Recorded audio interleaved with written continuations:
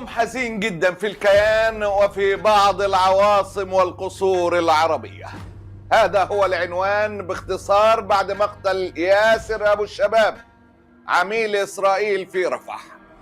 صدمة كبيرة داخل الكيان، صدمة والقلق ليست داخل جيش الاحتلال فقط، وليس لداعمي أبو الشباب من إمارات الشر والنظام المصري. القلق الأكبر في قصور عربية لا تخفى على حضراتكم. القلق بسبب فشل الاحتلال في حماية أبو الشباب، واللي كان بيخضع لحماية خاصة من إسرائيل، لأن كتير من المشاريع المجرمة كانت مبنية على وجود تلك الميليشيا اللي بيترأسها أبو الشباب، اللي كان الإماراتيين بيقولوا له الإمارات فاتحة دراعاتها ليك، اتفضل زيك زي إخواتك في إسرائيل. كان في ناس بتظن أن إسرائيل ستستطيع أن تحميهم، لكن ما حدث مع أبو الشباب عمل قلق ورجة كبيرة بلا أي مبالغة. إيه القصة بالضبط؟ من وراء التخلص منه؟ مقتل أبو شباب يحدث ضجة في إسرائيل والدول العربية الداعمة إليه. هذا الشخص راهنت عليه إسرائيل وبعض الدول العربية بالمال والسلاح لكي يحكم غزة، لكن يبدو أن رهانهم قد خسر. الرواية الإسرائيلية حول مقتله كانت متخبطة، وفي كل مرة يروون قصة. في الأول قالوا إنه قتل في خناق عشائري ولم يقتل على يد حكومة غزة، وأنه نقل إلى مستشفى إسرائيلية اسمها سوركا. لكن المفاجأة أن المستشفى أنكرت هذا الخبر وقالت لا شفنا أبو شباب ولا أبو شناب.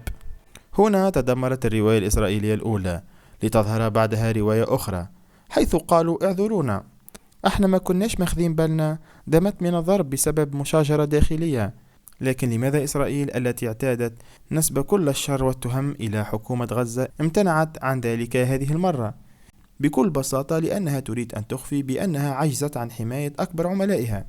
الإعلامي معتز مطر قال أن تصفية أبو شباب من المرجح جدا أن تكون على يد حكومة غزة، وأن حادثة خروج بعض مقاتليها من الأنفاق واشتباكهم مع الجنود الإسرائيليين كانت بمثابة الطعم لإحضار أبو شباب الموكل له في الأصل هذه المهمة، أي مهمة تتبع مقاتلي حكومة غزة وقتلهم. يعني هذا أضمن لإسرائيل لكي لا يخسروا أي جندي، فأرواح جنودها أغلى بكثير من أرواح ميليشيات أبو شناب.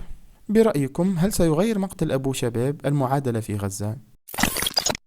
أبو الشباب أكبر عميل لدى إسرائيل والإمارات في غزة، واستثمروا فيه كثيرا، بل إن عملياته واصلة للمشاهد المضللة اللي اتعملت بتاعت الإرهاب في سيناء.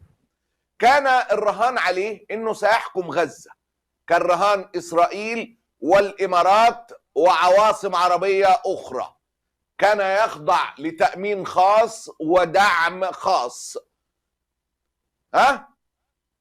مقتله سيخيف العملاء الذين سيأتون من بعده إنهم يشتغلوا مع الاحتلال في غزة وخارجها، لأن أبو الشباب كان معروف إنه مستهدف وبشكل علني. فلما تفشل إنك تحميه ميليشيا تم توفير كل الإمكانيات العسكرية والأمنية والمعلوماتية لحمايتهم، محدش هيثق فيك، مش هتعرف تلاقي. مش معنى كان الخونة خلصوا، لا، الخونة في غزة والخونة في كل مكان، قلت لحضراتكم ده لا يعيب أي حد، دي طبيعة الدنيا.